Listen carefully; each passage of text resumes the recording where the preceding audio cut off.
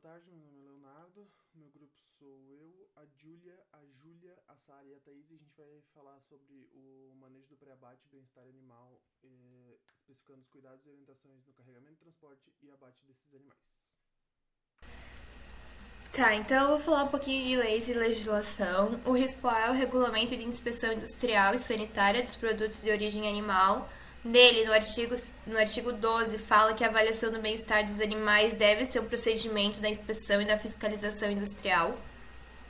No artigo 88, ele traz que o estabelecimento tem que ter medidas para evitar maus tratos aos animais e ter ações para proteção e para o bem-estar do animal desde o momento que ele embarca até o momento do abate dele.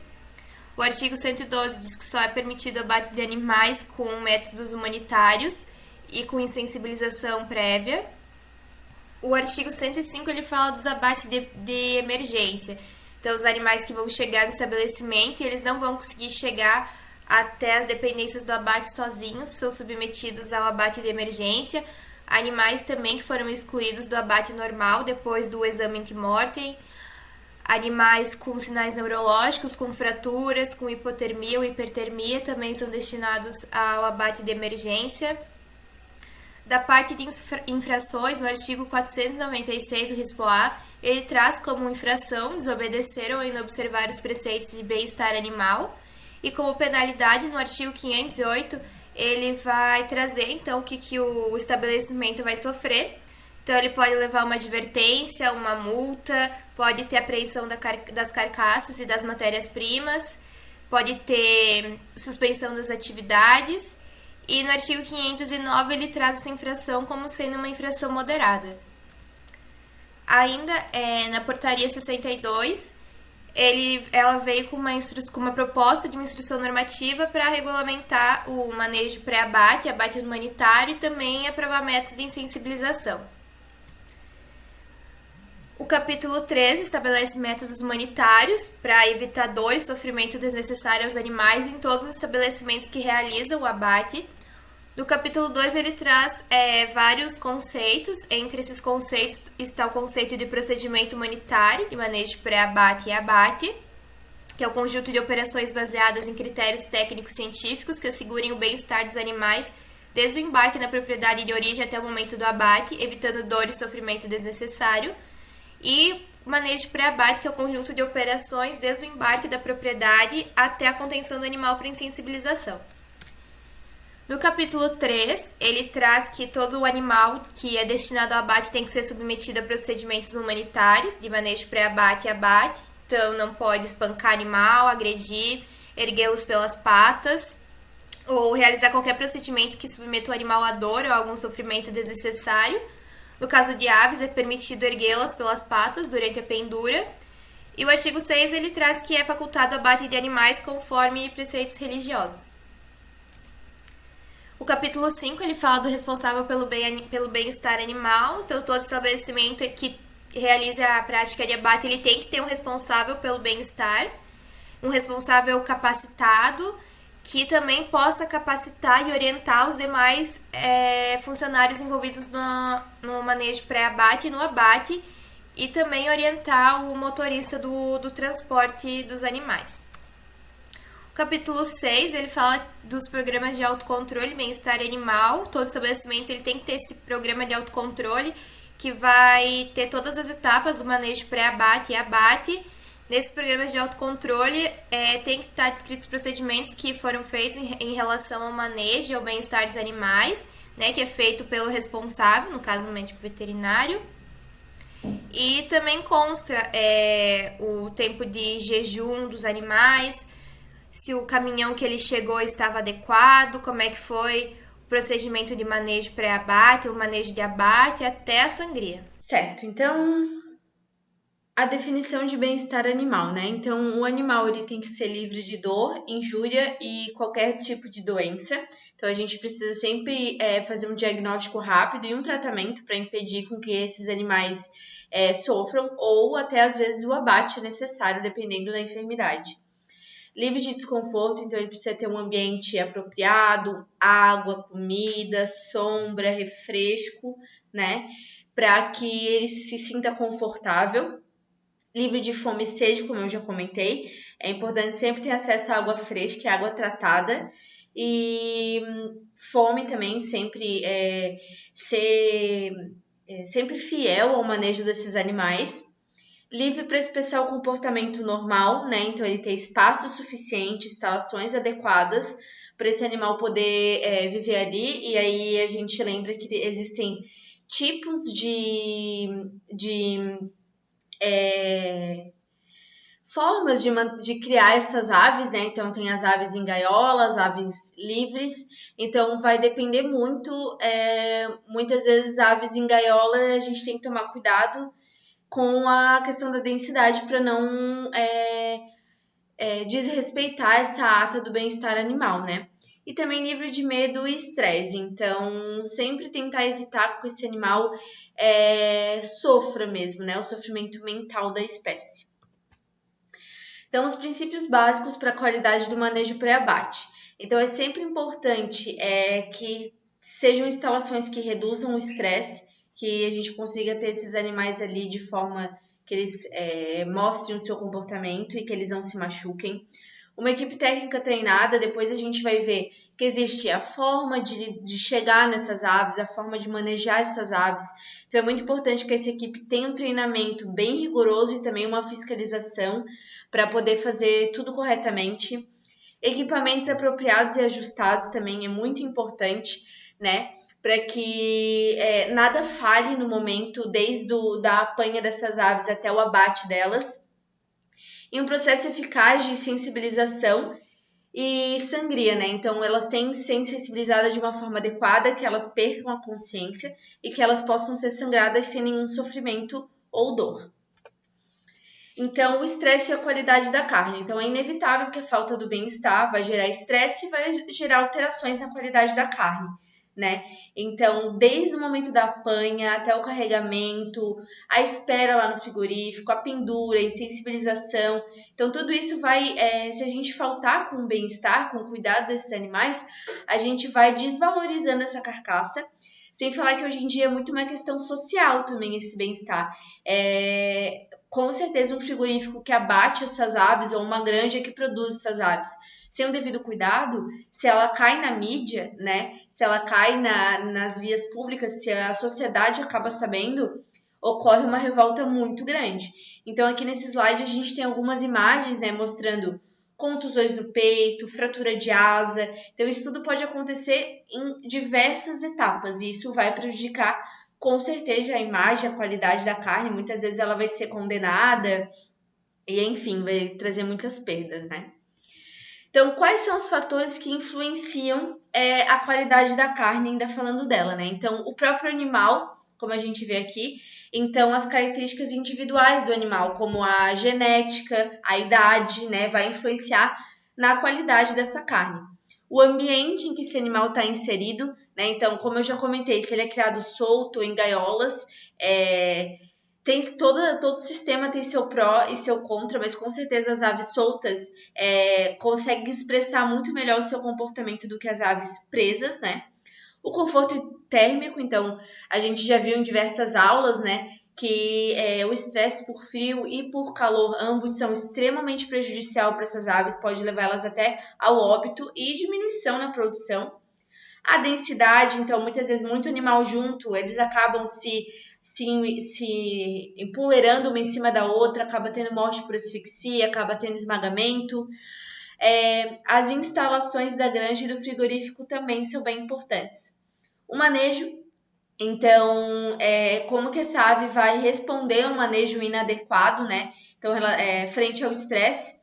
Então, a gente sabe que quando uma ave está estressada, ela começa a vocalizar, ela tenta fugir, ela entra em pânico, ela aglomera, bate as asas excessivamente, né? Então, ela pode reagir assim, tanto no frigorífico, né? Por exemplo, durante o processo de jejum, como também lá na própria granja, durante o manejo dela, durante a apanha, durante o transporte, tá? Todos esses processos, então, são bem importantes manter o bem-estar dessa ave. E a sensibilização e o pós-mortem, que eu comentei, é sempre importante sensibilizar essa ave de uma forma correta, para que ela possa ser sangrada adequadamente, até porque uma falta de sangria altera pH da carne, né? Essa carne mal sangrada, depois a gente vai ver algumas imagens, ela fica bem vermelha, então ela retém aquele sangue, ela entra em processo de putrefação muito mais rápido, né? Sem falar que as carcaças podem ter lesões, contusões, fraturas, porque a ave pode se debater na hora de sangrar se a gente não insensibilizar de forma correta. Como eu já comentei, altera pH, altera a coloração, a capacidade de retenção de água, né? Porque tem um momento lá no frigorífico que vai ser injetada água, mas é um limite para que essa água... existe um limite, né, de volume e a retenção de água pode alterar conforme a insensibilização e o pós-mortem. Velocidade de resfriamento, tipo de armazenamento dessa carne, tudo isso vai alterar a qualidade dela. E a gente quer o máximo de qualidade possível, né? Então aqui, como eu comentei o comportamento das aves, né? Elas têm a zona de fuga, que é o máximo que eu posso me aproximar desse animal sem que ele reconheça como uma ameaça, né? Então ele percebe o ambiente através da visão, da audição e do olfato. Então, quando tem um estímulo repentino, um barulho, essa ave vai avaliar, eu conheço esse barulho ou eu não conheço. Se ela não conhecer, ela vai reagir de forma a fugir. Então, muitas vezes elas vão fugir, elas vão se debater, elas vão se amontoar, elas vão se machucar, vão se fraturar. Então, por isso tem que ter muito cuidado no manejo dessas aves. Isso tudo é refletido com o bem-estar. Então, aqui são as fases do abate, né? Então, o manejo de apanha, que a gente tem uma imagem de um manejador pegando as aves pelo dorso, pelas asas, depois vai ser comentado um pouquinho melhor a forma como pega essas aves, mas ela precisa ser respeitada, né? O transporte também vai ser comentado, o ambiente de espera, tem todo um ambiente adequado para essas aves, não é só simplesmente largar lá e deu.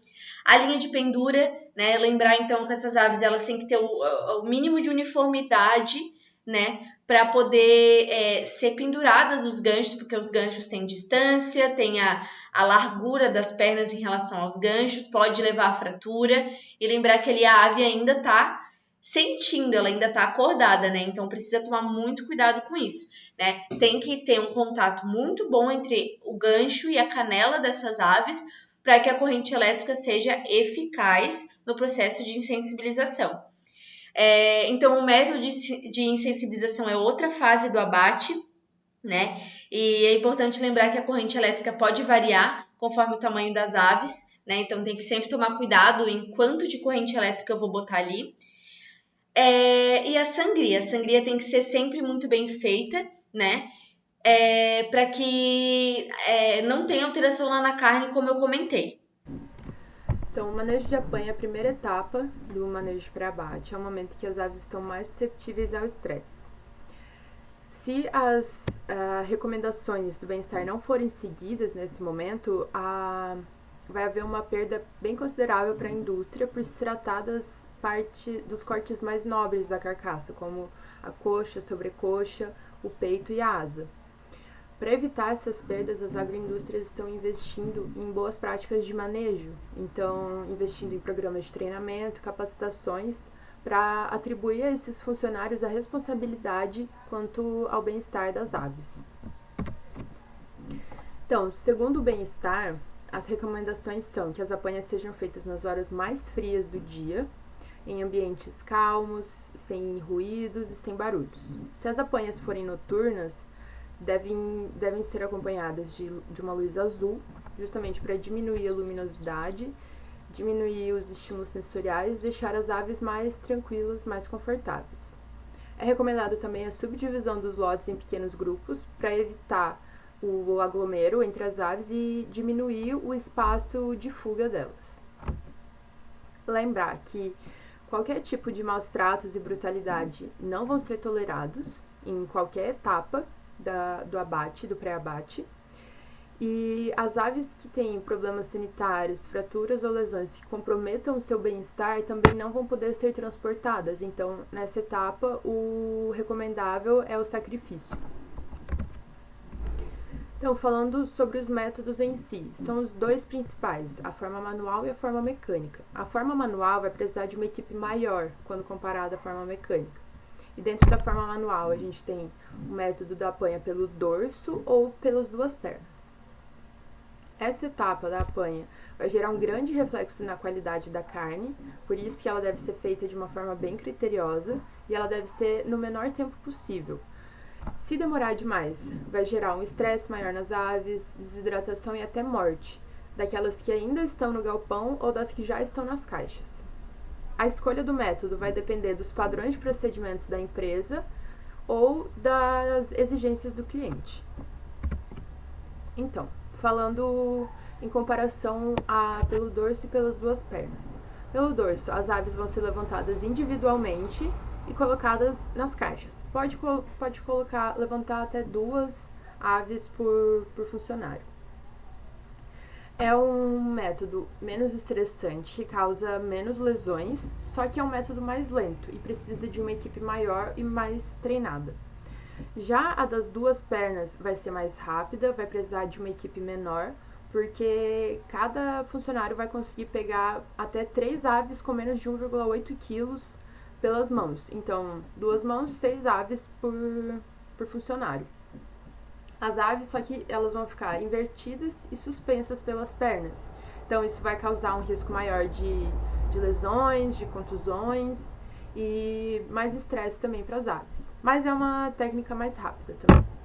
Então, aqui a gente trouxe uma tabela comparando os dois métodos. Aqui a gente pode ver que o número de aves carregadas pelas duas pernas é quase o dobro pelo dorso.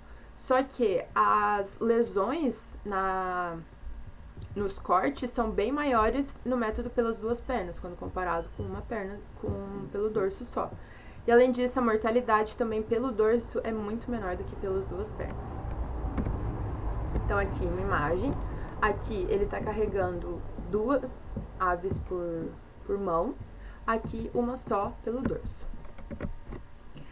O método da uma perna, ou pelo pescoço, ou pela asa, ou por uma ou por 2 asas, é proibido pelos padrões de bem-estar animal, pela OIE, porque causa hematoma, dor, sofrimento, deslocamento, fraturas e mortalidade, além de asfixia também.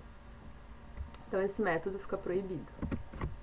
E temos também a forma mecânica, que é mais comum na Itália e nos Estados Unidos, mas já tem no Brasil, mas ela é um método mais caro por causa do equipamento, que é um equipamento bem complexo. É necessário uma adaptação dos galpões, é necessário também uma maior preocupação com a higienização do equipamento, que é difícil, e preocupação com a biossegurança também. Mas o bom é que é sem contato com os humanos, então em partes as aves ficam mais calmas, mas elas também não entendem muito, porque como eu vou passar aqui no vídeo, elas são captadas pela máquina e já vão seguindo nas esteiras para pesagem. Além do mais, nessa etapa, a porcentagem de mortes é maior do que a forma de apanha pelo dorso, que é de 0,15% a mortalidade, e aqui ela chega até 0,35%. Vou passar um vídeo agora explicando. A apanha das aves é feita por uma máquina que, através de um sistema rotativo de cerdas de borracha, executa a apanha sem causar danos às aves, que permanecem tranquilas e praticamente imóveis durante todo o processo. A operação da máquina é feita por um único operador, através de controle remoto, sem esforço físico e garantindo as condições de ergonomia e proteção da saúde do profissional. Através da máquina de apanho, as aves são automaticamente direcionadas por uma esteira para uma plataforma transportadora, originalmente chamada de shuttle. O shuttle, além de ser equipado com uma esteira automática, que acomoda as aves em seu interior, conta com um sistema automático de pesagem das aves carregadas, garantindo o respeito aos limites necessários para o bem-estar animal e também podendo servir como base de medição da produtividade para o frigorífico. Nessa parte eu vou falar um pouco da etapa de transporte do abate, que ele é considerado a etapa mais importante no abate de aves. Primeiro pelo empilhamento de caixas, que depende da capacidade do caminhão. A gente tem caminhões desse porte, que eles têm até 12 fileiras de caixa com 9 caixas empilhadas e até caminhões com 18 fileiras de caixa e 10 caixas empilhadas. Ele é considerado em alguns artigos a etapa mais importante do abate das aves, porque o período de transporte ele pode influenciar muito na mortalidade de chegada desses animais. O artigo de Barbosa e Filho ele utiliza a recomendação do STEPS, que fala que os fatores mais importantes são ventilação, temperatura e umidade, principalmente para transportes como aqui no Brasil, que não tem toda essa parte controlada. Além disso, eles citam a qualidade da caixa, tanto de construção como de manutenção dessa caixa, é bem importante. Porque se forem caixas que estão quebradas ou tem alguma possibilidade de causar alguma lesão nas aves, vai aumentar ainda mais o número de aves mortas na chegada do frigorífico ou do abatedouro. Além disso, eles citam que em locais que tem a temperatura mais baixa naturalmente, isso tem que ser controlado com cobertura do caminhão ou com uma ventilação que não necessariamente seja controlada digitalmente, mas ela pode ser direcionada para dentro do caminhão mesmo com essa cobertura, de forma que as aves elas não tenham tanto estímulo externo, com a possibilidade de visualizar a rua que elas estão sendo transportadas, ou mesmo fatores de ventilação do próprio movimento do caminhão. Além disso, a umidade relativa tem que ser acima dos 63%, de preferência estando nos 75%, para manter as aves com a caloria necessária para sobreviver e não perder tanto calor para o ambiente. Barbosa e Filho também, nesse mesmo artigo que eu citei, eles demonstram algumas áreas do caminhão que podem ser mais influenciadas principalmente na parte de temperatura. Onde se cria um microclima dentro do caminhão que pode influenciar na mortalidade das aves. Esses locais que estão em preto aqui no esquema do caminhão, eles são locais que foram medidas a temperatura e não necessariamente são locais que têm mais mortalidade ou menos mortalidade, é só locais que realmente foram medidas a temperatura. E percebeu-se que realmente dentro do caminhão cria-se um microclima, que seria um ambiente, né, específico dentro daquele local de transporte, que se não for bem controlado, ou não necessariamente controlado, mas se não for bem manejado, ele pode levar a alta mortalidade no transporte. E como eu comentei também, tem outros artigos que citam essa morte na chegada e o transporte como o ponto mais crítico do abate de aves. E esse artigo de 2011, ele cita Barbosa e Filho, de 2009, e cita também toda essa parte de microclima e tudo mais, que coloca o transporte como a parte mais importante. E nisso, eles citam toda essa parte que eu comentei de você manejar o ambiente dentro do caminhão para o transporte ser o mais adequado possível. Inclusive, eles citam algumas modificações no caminhão que podem ser feitas para direcionar o ar para dentro, mas de uma forma controlada e ainda assim não ser digitalmente. Eles citam que eles colocam calhas de canos mesmo de PVC que vão direcionar o ar para dentro e ao mesmo tempo vão direcionar o ar para fora, para não ficar tão frio, mas também não tão quente lá dentro, e ter uma circulação de ar, mantendo todo o microclima excelente para as aves. Bom, então falando um pouquinho da recepção e do descanso, é aquela parte que eu mostrei antes, mas aqui no Brasil a gente não tem toda essa tecnificação bem difundida, né? Então ainda tem bastante contato humano. O Bem-Estar fala que os caminhões devem ser recebidos em plataformas cobertas para as aves não terem nenhuma influência de chuva ou algo do tipo, e as aves têm que ficar num local, esse local, né, além de coberto, ele tem que ser fresco, bem ventilado e com baixa iluminação, para não gerar estresse para as aves. Podem ser utilizados umidificadores, exaustores ou ventiladores, se o animal for ficar até o máximo de 2 horas, que é o tempo máximo que ele pode permanecer nessa área de espera. Como eu falei, então, são 2 horas no máximo para os animais não desidratarem, né, ficar no jejum hídrico. E essas 2 horas, ainda assim, elas não são tão recomendadas, porque o local que vai abater tem que ter um fluxo de abate para não necessitar também de um local de espera muito tecnificado, né? A não ser, é claro, que ocorra algum problema de fluxo de abate. Então, a pendura, como eu já comentei, ela é a parte final do transporte, né, que ela já está dentro do abatedouro. Ela é um processo automatizado, porém ainda necessita do contato humano com as aves, né? E como eu mostrei, em alguns lugares é o único contato que as aves vão ter com os humanos. Ela tem que ser linear e o mais rápido possível, mas o mais rápido não quer dizer que não tem que ser com cuidado. Tem que ser feito com cuidado para as aves não se baterem e depois de todos os cuidados no transporte, das aves chegarem bem e tranquilas e vivas no frigorífico, não é na pendura que ela tem que sofrer alguma lesão ou um descarte. Elas têm que ser penduradas de cabeça para baixo nos ganchos, que na verdade não são ganchos, né, são um apoio para os pés. E essa pendura, né, ela tem que chegar no operador e durar no máximo 1 minuto, para que o animal não sofra nenhuma lesão, ou mesmo que o animal não tenha a reação de bater a asa ou cair dessa pendura. E em caso de falha ou interrupção na linha de abate, tem que ser removida do gancho para que não sofra lesões também. Além disso, esse local de pendura ele tem que ter alguns critérios a serem adotados, né, para não gerar esse estresse nem essa necessidade de fuga dos animais, que é a baixa iluminação, que vai dar uma acalmada nas aves, a uniformidade dessa baixa iluminação ao longo do percurso e de preferência que seja de luz azul, que, segundo alguns estudos, ele gera maior tranquilidade nos animais. As pessoas, como eu falei, elas têm que estar numa linha, de preferência sem movimentação, e de preferência que a ave também não consiga olhar toda a parte do abatedouro em si, né, para não ter influência do ambiente externo, principalmente quando tem trânsito de pessoas por conta de emergência. E o operador tem que ser alguém que tenha a prática de fazer isso, para justamente não lesionar nenhuma ave ou algo do tipo. E é claro, se receber aves com lesões, não fazer essa pendura, né, fazer o destinamento correto do animal.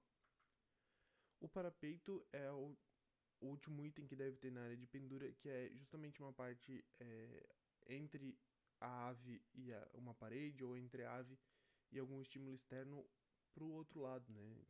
Tem o operador, a ave e o parapeito, que é para que ela não sofra influência desse ambiente. Vai acalmar os animais, também não vai fazer com que sofra influência externa. Tem que ser colocado, obviamente, antes da pendura para manter o contato com as aves, né? Até a área de sensibilização, e tem que principalmente limitar a visão dos animais. Em relação à insensibilização, então, existem 2 métodos que são os mais utilizados. O primeiro é a insensibilização elétrica por cuba de imersão, que é o mais utilizado devido ao seu baixo custo de aquisição, porque ele requer um pouco espaço e porque podem ser insensibilizadas várias aves ao mesmo tempo, dependendo do tamanho dessa cuba e do fluxo das aves. Então, como é que ele funciona? A gente vai utilizar uma água eletrificada, que por meio de corrente elétrica vai gerar um fluxo nessa cuba. Essa corrente elétrica ela vai se dissipar através dos ganchos por onde os animais foram pendurados, causando despolarização dos neurônios no cérebro. Com isso, a gente não tem nenhum estímulo e o animal vai ter perda imediata da consciência e vai ficar insensível à dor. Sendo que a corrente elétrica utilizada ela vai depender da resistência, da voltagem, do formato de onda e da frequência. Então, ela tem como objetivo induzir a inconsciência imediata do animal e garantir que essa inconsciência persista até o momento da morte. O pré-choque ocorre quando alguma parte do animal emerge na água antes dele ter a perda total da consciência. Então, é necessário imergir primeiro a cabeça da ave por completo para que ele não receba esses choques dolorosos antes da perda da consciência, que vai sair dos requisitos de bem-estar animal, né? Então, eles podem ser causados por uma cuba de insensibilização com água transbordando pela rampa de entrada, devido a uma angulação incorreta da rampa de entrada ou devido a baixa velocidade na linha de pendura. Numa insensibilização adequada, então, a gente tem o mínimo de sofrimento das aves e pouco efeito na qualidade da carcaça. Na fase tônica, a gente vai ter pescoço arqueado, asas fechadas, tremores involuntários de corpo e asa, olhos abertos e pernas esticadas, seguido de ausência de respiração rítmica. A fase clônica, que vai ter movimentos das pernas e movimentos descontrolados das asas, e ausência de reflexos oculares e de terceira pálpebra. No caso de uma insensibilização inadequada, a ave vai apresentar tensão de pescoço, então esse pescoço ele vai ficar em formato de S, ela vai ter movimentos coordenados das asas e retorno da respiração rítmica. No caso de necessidade de parada da linha, as aves que ainda não foram insensibilizadas, elas devem ser retiradas nos ganchos. As já insensibilizadas devem ser sangradas manualmente e as que estão dentro da cuba devem ser sangradas manualmente quando for seguro ao operador. O segundo método é a eletroculção, onde ele causa inconsciência das aves, seguida por morte por parada cardíaca da maioria delas. Então, ele é considerado irreversível quando aplicado corretamente e é um método mais seguro antes da sangria, já que a maioria dos animais vão sair mortos da cuba, não tendo risco de recuperação da consciência. Então, como é que funciona? A gente também vai utilizar uma cuba com água eletrificada, que vai gerar um fluxo através dos ganchos, só que nesse caso, a corrente elétrica vai ter uma menor frequência, fazendo com que a atividade rítmica do coração torne-se descoordenada. Com isso, não vai ter fluxo suficiente de sangue e de oxigênio para o cérebro, fazendo com que o animal entre em hipóxia cerebral e morra. Eles perdem a atividade espontânea do cérebro em menos de 23 segundos. Então, os sinais de uma morte efetiva vão ser a ausência de respiração rítmica, total relaxamento da cabeça na saída da cuba, asas caídas no momento da sangria, ausência de movimentos coordenados ou reflexo durante a sangria e pupilas dilatadas. Então, como eu falei, existem dois tipos de métodos de insensibilização elétrica. A com baixa frequência, onde 80% das aves podem apresentar parada cardíaca, levando à morte, e 20% são apenas insensibilizadas, ficando insensíveis por aproximadamente 52 segundos. E a com alta frequência, onde o animal tem apenas a perda da consciência e fica insensível à dor, sendo que a sangria tem que ser realizada o mais rápido possível, com no máximo 10 segundos. Então, a gente conclui que quanto maior a frequência, menor vai ser o tempo de inconsciência do animal. Então, a gente tem que levar isso em consideração quando a gente for num frigorífico. Se o tempo de insensibilização ocorrer mais rápido, a gente pode utilizar uma maior frequência. Mas se ele demorar mais tempo, a gente tem que utilizar uma insensibilização com uma menor frequência, para respeitar todos os requisitos de bem-estar e que o animal continue inconsciente até ele chegar na sangria. Então, o próximo passo vai ser a sangria, onde a gente vai fazer a secção dos grandes vasos. Ela deve ser realizada mesmo após a insensibilização por eletroculção. E segundo a instrução normativa de número 3, para ela ser considerada satisfatória, ela tem que durar no mínimo 3 minutos. O tempo necessário para a gente provocar inconsciência e morte do animal apenas pela perda de sangue depende da espécie, do número de vasos cortados e da eficiência do corte. Então, como é que funciona a sangria? A gente vai fazer o corte dos grandes vasos, que são artérias carótidas e veias jugulares. Com isso, o animal vai ter uma perda excessiva de sangue, fazendo com que o coração não consiga bombear. A partir daí, não vai ter mais volume sanguíneo suficiente para oxigenar o cérebro, o animal entra em choque hipovolêmico e morre.